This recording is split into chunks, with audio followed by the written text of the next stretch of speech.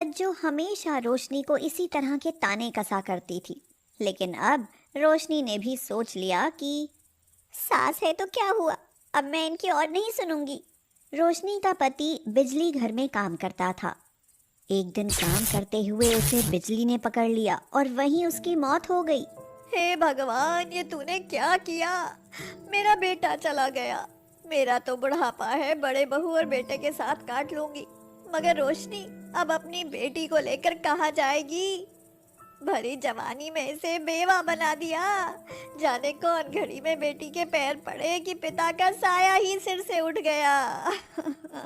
माँ जी, जो होना था सो हुआ, लेकिन इस तरह की बातें करने की जरूरत नहीं है। बिजली का पकड़ना यह एक दुर्घटना थी, लेकिन इसका जिम्मेदार मेरी बेटी कैसे हो सकती है? और मैं कहाँ जाऊंगी? यही रहूंगी अपनी बेटी के साथ अपने घर में। रज्जू रोते हुए अपनी छाती पीटने लगी। कई दिन बीत गए। रोशनी अपने पति को याद करके रोने लगी और अपनी बेटी निहारिका से बोली, तुम चिंता मत करना मेरी बच्ची, कोई कुछ भी कहे लेकिन तुम्हें कभी कोई तकलीफ नहीं होने दूंगी। तुम्हें पढ़ा लिखा कर बेटे से बेहतर बनाऊंगी। अरे कोई देखो इसे, मेरा तो जवान बेटा चला गया और ये अपनी बेटी को मेरे पोतों से ज्यादा पढ़ाने लिखाने के सपने देख रही है। इसके मनहूस कदमों ने ही मेरे बेटे की जान ले ली। माँ जी, अगर ये मनहूस है तो मैं इसे यहाँ से लेकर चली जाती हूँ। धमकी किसे देती हो? जहाँ कल जाना हो अभी चली जाओ। जहाँ बेटा गया मेरा सब चला गया। रोशनी इतना सब कैसे बर्दाश्त करती? वह निहारिका को गोद में लेकर घर से चली गई। वह घर से बाहर तो आ गई, लेकिन अब कहाँ जाएगी? ये सोचकर वह घबराने लगी। मायके जाती तो पिता की इज्जत खराब होती और चिंताएं बढ़ती सो अलग। ये सोचकर वह एक अनजान रास्ते पर चलने लगी। तभी वह एक लड़की से टकराई। माधुरी, तुम? हाँ मैं।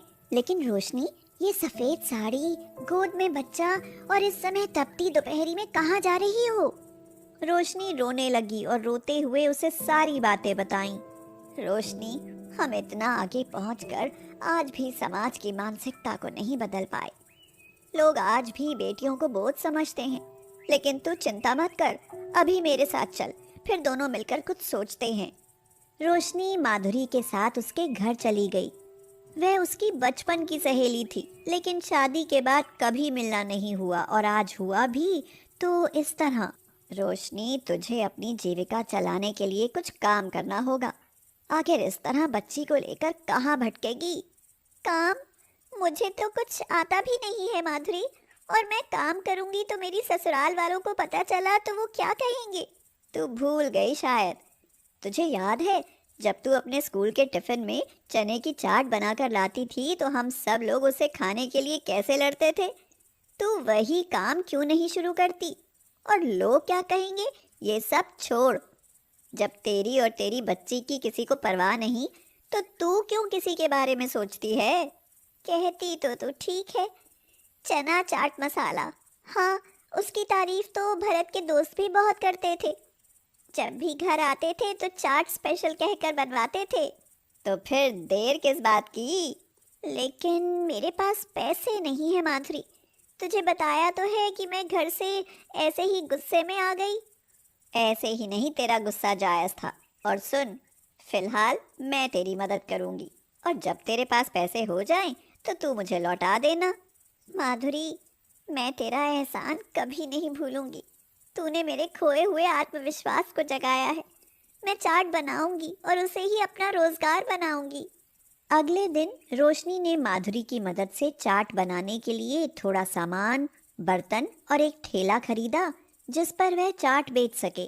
रोशनी ने चाट बनाई और फिर ठेले पर चना चाट मसाला बनाकर बेचने लगी। चाट ले लो, चना चाट मसाला, खाते ही मन को कर दे मतवाला, चना चाट मसाला। तभी कुछ आते जाते लोग उसके पास इकट्ठे हो गए और बोले, कैसी दी है चाट? 20 रुपए की प्लेट है भाई साहब। तो लाओ, एक प्लेट हमें भी दे दो। लगता है यहाँ नई हो, जरा हम भी तो खाकर देखें कि कैसी चाट बनाती हो। और हाँ, जरा तीखी बनाना। रोशनी ने झटपट चाट बनाकर उन्हें दे दी।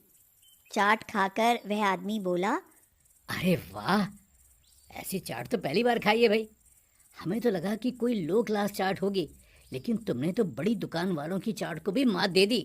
जी आप खाइए और लोगों को भी बताइए। मैं इसमें बिल्कुल ताज़े और प्राकृतिक मसाले इस्तेमाल करती हूँ, जो आपकी सेहत के लिए भी फायदेमंद होंगे। फिर एक के बाद एक चना चाट मसाला के ग्राहक बढ़ते चले गए। माधुरी ने पूछा, अरे वाह, क्या बात है, आज तो रोशनी बहुत खुश नजर आ रही है। माधुरी, मुझे राह दिखाने के लिए शुक्रिया, और ये लो तुम्हारे पैसे। किया तो तूने है, मैंने तो सिर्फ राह दिखाई है, तेरे खोए हुए हुनर को तराशा है। और रही बात पैसों की, तो ये मैं ज़रूर लूँगी, क्योंकि ये तुम्हारी पहली सैलरी है। मैं इसे हमेशा अपने पास तोहफे की तरह सहेज कर रखूँगी। रोशनी का चना चाट बनाने का काम अच्छा चल निकला। कुछ दिनों बाद रोशनी ने अपने लिए एक कमरा किराए पर ले लिया। अब वह अपनी जिम्मेदारी खुद उठा सकती थी। समय गुजरता गया। निहारिका का दाखिला एक अच्छे स्कूल में हो गया। अब रोशनी के पास काफी समय था। उसने अब ठेले को एक दुकान में बदल लिया और मदद के लिए कुछ लड़के भी रख लिए। साल दर साल यूं ही गुजर गए। रोशनी की ससुराल से उसकी किसी ने कभी खोज खबर नहीं ली। आज निहारिका डॉक्टरी की पढ़ाई करके रशिया जा रही है। अशोक, देखना बाहर कौन है। मालकिन, एक बुढ़िया है, भीख मांग रही है। अरे उन्हें अंदर बुला और पेट भर कर खाना खिला। बड़े बुजुर्गों पर दया करनी चाहिए। वह बुजुर्ग महिला अंदर आई तो रोशनी को देखकर दंग रह गई। वह बुढ़िया और कोई नहीं, रोशनी की सास रज्जो थी।